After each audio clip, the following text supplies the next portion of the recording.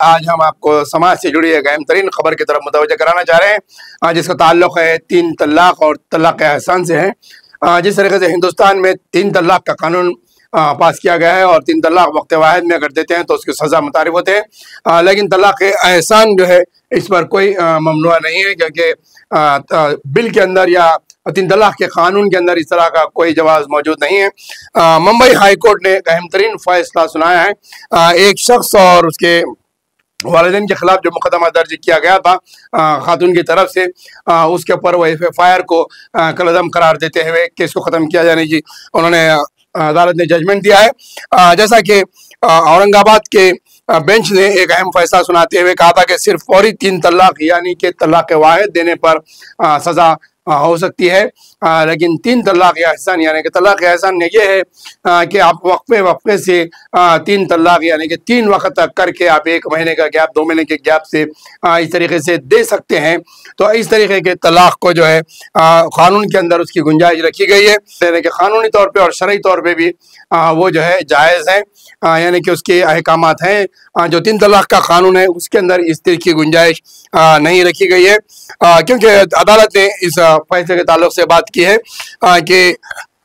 Bench کے justice Veeba Kundin واڑی اور جسٹس سنجے دیشمکھ نے کہا کہ ایکٹ کی دفعات کے تحت صرف اسی طلاق کو غیر قانونی اور سزا کے قابل قرار دیا جائے گا جس کا اثر فوری یا ناقابل واپسی طلاق ہے۔ عدالت نے واضح کیا کہ دیگر طلاق جیسے طلاق احسان ممنوع نہیں ہے اور ان پر مقدمات درج کرنا قانون کے غلط استعمال کا مترادف ہوگا، یعنی کہ آج کل دیکھا یہ جا رہا ہے کہ 3 طلاق یعنی احسان طلاق بھی اگر دیتے ہیں تو لڑکی والوں کی طرف سے لڑکیاں پھر ان کے والدین جو ہے پولیس اسٹیشن میں جا کر 3 طلاق کے قانون کو چیلنج کرتے ہوئے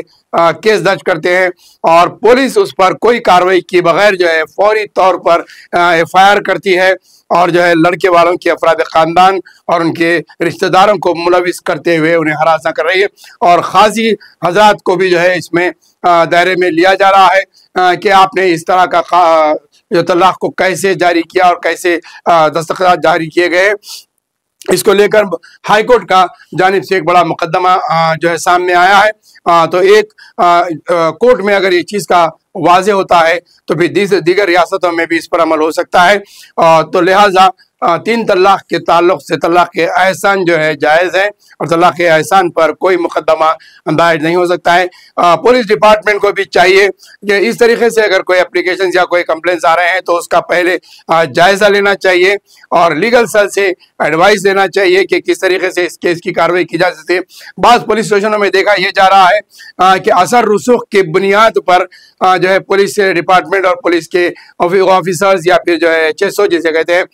سرکل انسپیکٹرز کی جانب سے فوری طور پر FIR درج کی جا رہی ہے، اور ایسے کئی کیسز ہمارے سامنے آ رہے ہیں، شکایتیں آ رہے ہیں کہ اس طریقے سے فلاں پولیس اسٹیشنز میں FIR درج کیے گئے ہیں جبکہ قانون میں اس طرح کی گنجائش باقی رکھی گئی ہے۔ یہ ممبئی ہائی کورٹ کا اہم ترین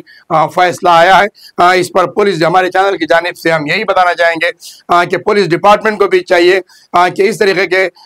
کیسز بک کرنے سے پہلے لیگل سیل اور یا پھر لیگل ایڈوائز لینا چاہیے، اور وکلا حضرات کو بھی تقریباً قانون کی پوری جانکاری رکھنے کے بعد ہی جو ہے اپنے کلائنٹس کے لیے اس طریقے کے مشورے دینے کی ضرورت ہے، کیونکہ سماج میں اس کا بہت برا اثر پڑا ہے اور اس کا برے اثرات سماج پر